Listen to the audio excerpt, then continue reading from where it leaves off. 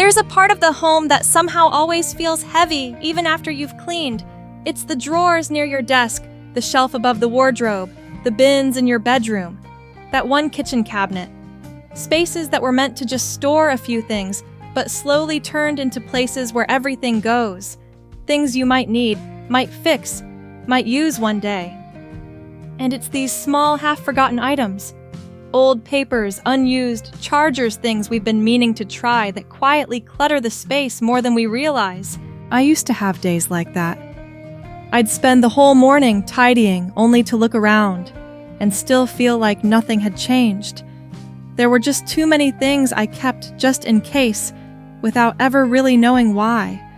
But after slowly, patiently clearing things out one by one, I started to see a pattern and made a list of the items I could always let go of without regret.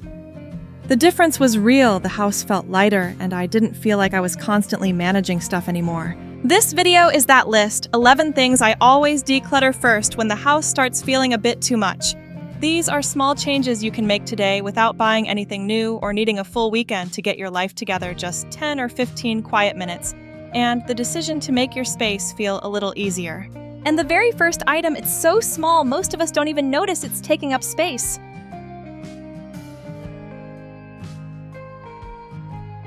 Let's start with something small. Something you probably haven't thought about in years. Greeting cards that don't actually say anything personal inside. I used to have an entire box of cards collected from birthdays, holidays, openings, weddings, and every kind of occasion in between. I kept them because I thought I should out of politeness or because it felt wrong to throw them away.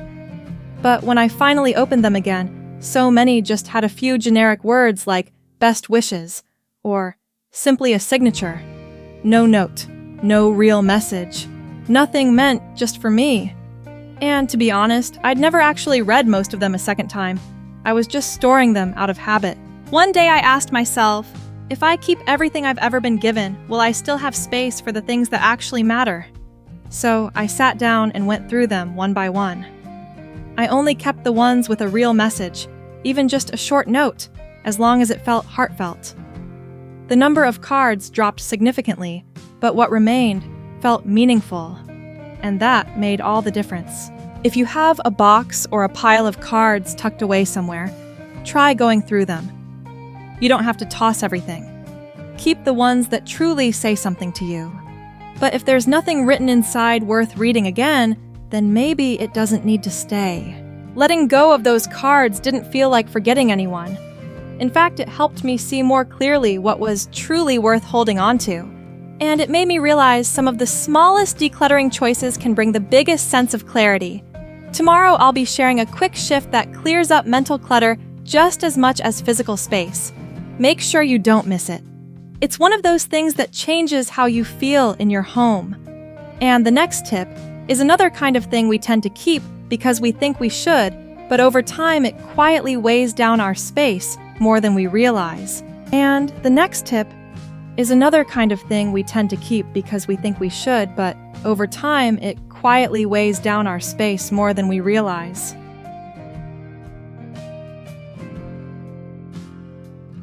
Next, let's talk about the kind of items we all keep with the same familiar thought, I'll use this one day. I used to have a pretty expensive juicer. I bought it during a time when everyone online seemed to be drinking fresh juice and living a healthy, balanced life. I imagined myself making orange juice in the morning, green juice in the afternoon, feeling energized and refreshed. In reality, I used it maybe 3 times. Every time I did the cleanup took forever. It took up too much space in my already cramped kitchen, but I kept it for almost 2 years. Why? Because I felt guilty for wasting money, and I told myself maybe I'll get back into it later. And it's not just the juicer. Sometimes it's a brand new yoga mat, a blank language workbook, baking tools you've never touched, or a dress you're saving for when you lose weight. These things represent a version of ourselves we once wanted to be. But if we're not actually using them, they're not tools. They're reminders of an old expectation we've placed on our space. I started letting go of those things by asking one honest question. If I didn't already own this, would I go out and buy it right now? If the answer was no, I let it go, even if it still looked new, even if I once thought it was a great idea. At first, it wasn't easy, but after a few decisions like that, I realized I wasn't losing anything. In fact, it felt like a relief. I wasn't being reminded every day of what I hadn't done, hadn't started, hadn't lived up to. I was surrounded only by what actually served me now. And the next tip is about something that sneaks into nearly every drawer and corner of the house. It's tiny on its own, but when they pile up, the mess gets out of hand.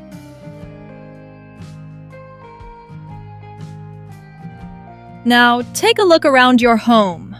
Are you holding on to papers that should have been tossed a long time ago? I'm not someone who lives an ultra-minimalist lifestyle, but for a while, my house looked like I was preparing for a full tax audit. Old utility bills expired, neighborhood announcements, outdated event flyers, school notices from months ago, even little handwritten reminders like buy fish sauce or call to fix the door. They were everywhere. On the dining table, on shelves stuffed in drawers crumpled in my bag, tucked under spice jars. All small on their own, but over time they built up into a mess. What made me change was realizing that every time I needed to find an important document, I would waste at least 15 minutes and end up frustrated from sorting through piles of random paper. So I started something simple. I created one tray just for papers worth keeping. Then I went through everything else with a single question in mind. Is this still useful? Anything outdated went straight to the bin. Anything important, I took a photo or scanned it, then stored it in one neat place. You don't need a fancy system, just a plastic tray, a basic file folder, or even one dedicated drawer. But the real shift comes when you stop keeping papers you will never actually look at again. Ask yourself, could I find this information again somewhere else? Will I really need this in the next 6 months? Since then, my dining table has stayed clear. My workspace looks calmer, and whenever I need a document, I know exactly where it is. The feeling of not being surrounded by random papers has honestly made me feel more in control of the everyday chaos. The next tip is about something we often overlook too, the kind of small clutter that builds up in bits and pieces until one day you can't find anything you actually need.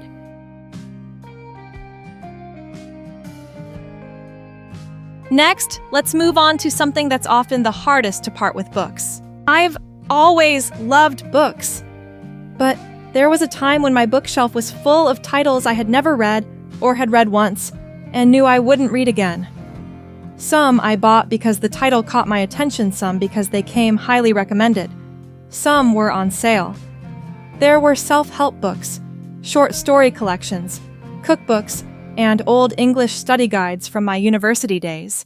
They all sat packed tightly together on one overloaded shelf, and whenever I needed to find something specific, it took me several frustrating minutes. Sometimes I gave up entirely. Decluttering books is not easy, especially when each one feels like it holds a memory or a version of ourselves. But I realized something: having a full bookshelf doesn't make me wiser, and keeping books I no longer enjoy doesn't make me someone who reads more. So I started by sorting them into 3 simple categories. First, books I bought long ago but never opened. Second, books I read but didn't connect with.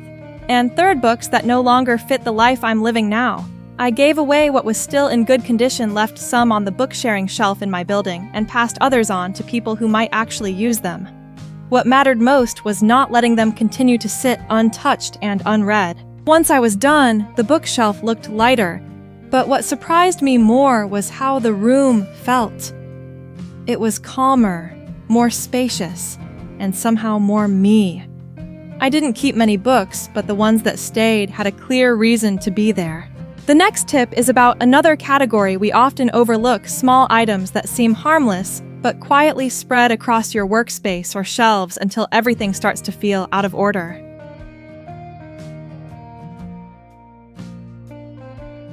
Let's move on to something that might seem small, but can truly affect how calm you feel in your kitchen recipes you no longer want to make. I used to have a thick binder full of recipes. Some were printed from the internet, some clipped from old magazines, a few scribbled down from friends, and others handwritten years ago. At first, I thought the more recipes I had, the easier cooking would be. But in reality, every time I wanted to make something, it felt like chaos. The old recipes were mixed in with new ones. Dishes I'd tried and didn't love were still there. And sometimes I would find myself reading a recipe and thinking, why am I even keeping this? One day, I sat down and flipped through every page, asking myself one simple question: do I actually want to cook this again? If the answer was no, I let it go. Some dishes no longer matched my taste, others I had never made and no longer had interest in. I kept only the ones I still enjoyed and knew how to prepare, then moved them into a smaller notebook or saved them on my phone for easy access. It's strange how clearing out a few pieces of paper can make the whole kitchen feel lighter. I no longer felt overwhelmed by a list of meals I had no connection to, and planning weekly meals became simpler and more enjoyable. You don't have to declutter it all at once. Just start by noticing each time you open a drawer or flip through your recipes, whether you're holding on to something just in case, even though it no longer excites you. A little at a time, and you'll feel your kitchen becoming a space that truly supports you. The next tip is about something you probably use every day, but most of it no longer works, no longer gets used, and is quietly taking up far more space than you think.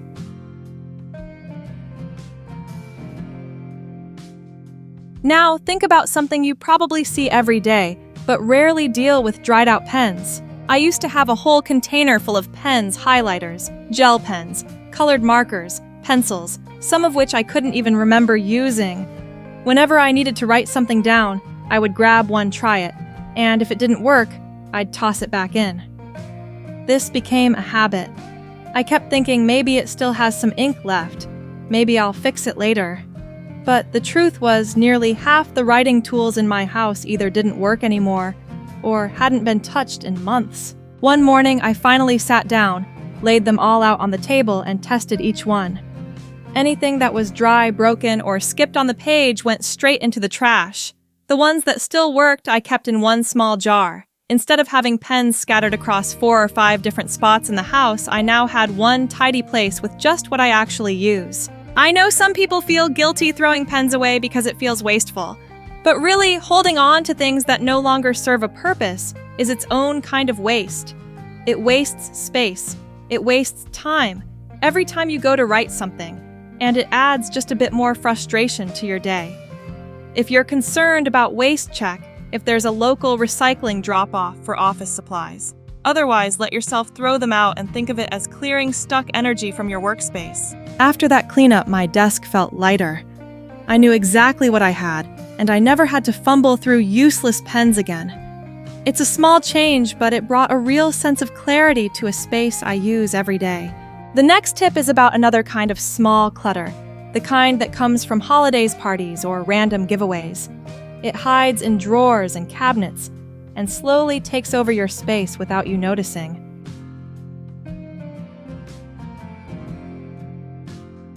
Let's talk about a type of clutter that sneaks into your home without you really noticing, those little freebies and random trinkets you never meant to keep. You probably didn't go out and buy them, but somehow they still ended up in your space.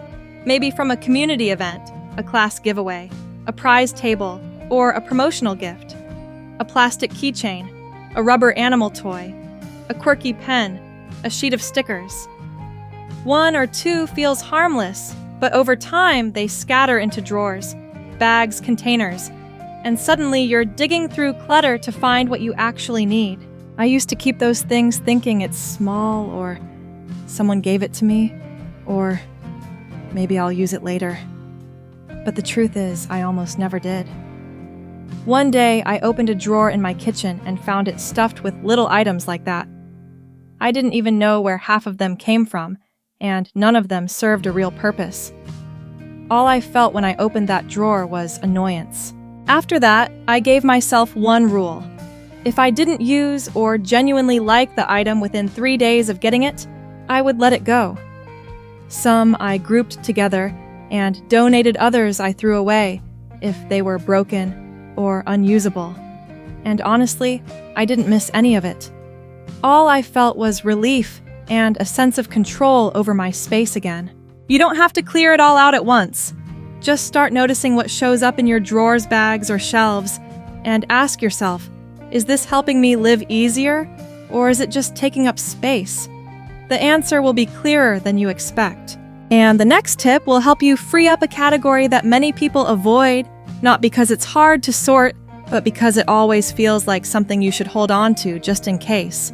But the longer it stays, the more it starts to control your space.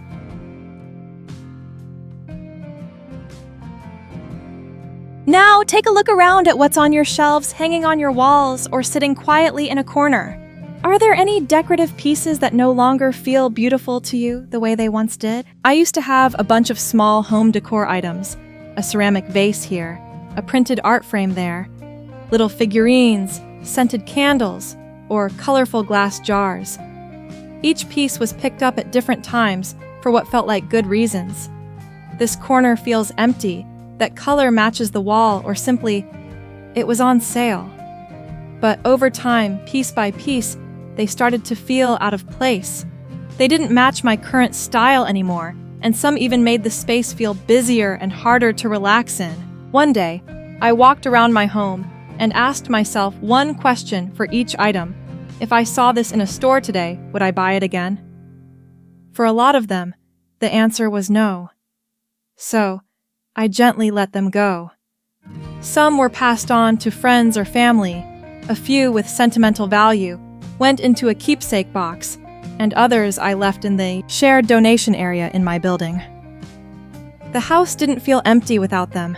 It felt more open because those unnecessary layers were gone. You don't have to declutter every piece of decor in one sitting, but next time you catch yourself avoiding eye contact with a certain corner of your home, or feeling slightly annoyed by a shelf that used to feel peaceful, ask yourself honestly, do I still enjoy seeing this? Ever since I started keeping only the items that give me a sense of calm or connection, my space has felt quieter and more mine. And the next tip is about something else we often hold on to just because it's nice, pretty, or was a gift, but having too many of them can silently overwhelm you.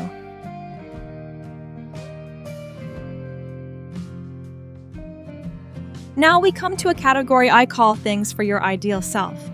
These are the items you keep because you think you should use them or might need them someday, but in reality, they just sit untouched. I used to keep a yoga mat in the closet for 2 years, a bulky juicer I only used once, and a back massage roller I bought after a stressful month.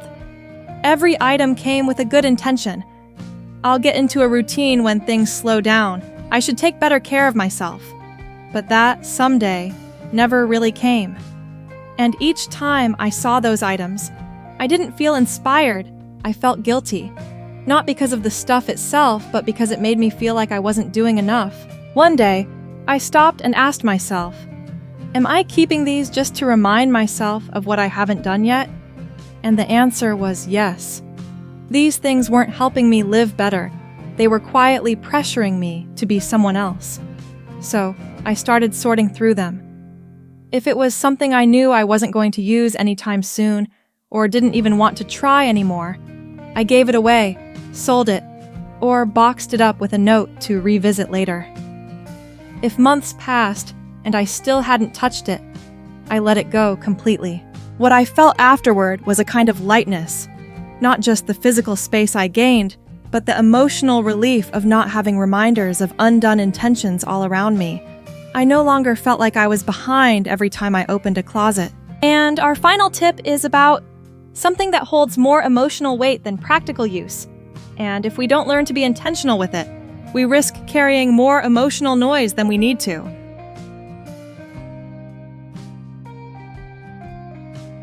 Now let's talk about something that's often the hardest to declutter: greeting cards, handwritten notes, and little pieces of paper filled with personal words. I used to have a box full of cards, birthday wishes, Christmas greetings, thank you notes, even quick scribbles on torn paper.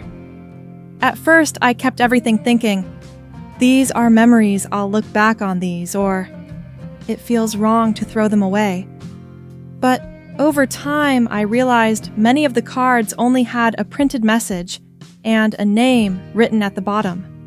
No personal note, no heartfelt words, just a polite gesture. And Still, I kept them simply because I didn't want to feel rude by letting them go. One day, I took the box out, laid everything on the table, and read each one. Some made me smile instantly, bringing back a beautiful moment. Others had only a few words, but they felt honest and warm. And many I looked at and felt nothing. So I made a choice. I kept the ones that felt real, the ones with meaningful messages, or a loved one's handwriting. For the rest, I quietly said thank you and let them go.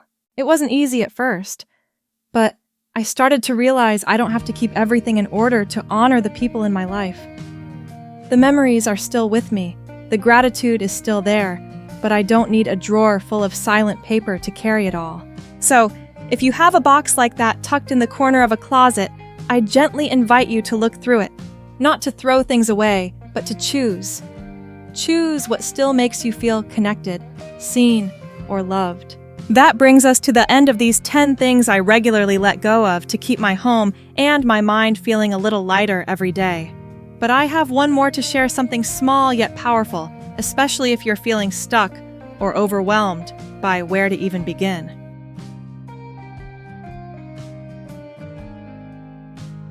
And finally, if you're still feeling like you want to declutter but don't know where to begin, this is the simplest tip I have, and yet it's the one that's helped me keep my home tidy for the long run. I used to think tidying meant doing a big cleanup session. I would wait until I had enough time or until the house was messy enough to justify the effort. But those moments rarely came. And in the meantime, I just lived with a low-level mess that never quite went away. One day, I decided to clean out just one drawer. That's it. Not the whole room, not even the whole cabinet, just one drawer. And what I realized was how satisfying it felt to finish a small area completely.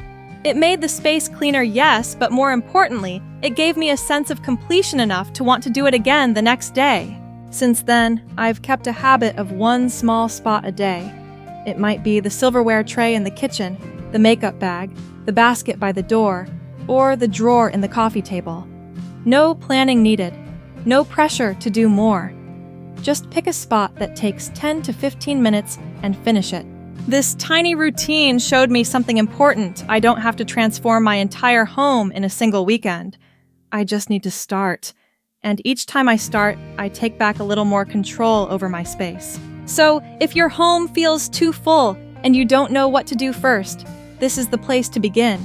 Not because you have to, but because you deserve to live in a space that feels calm and breathable every single day.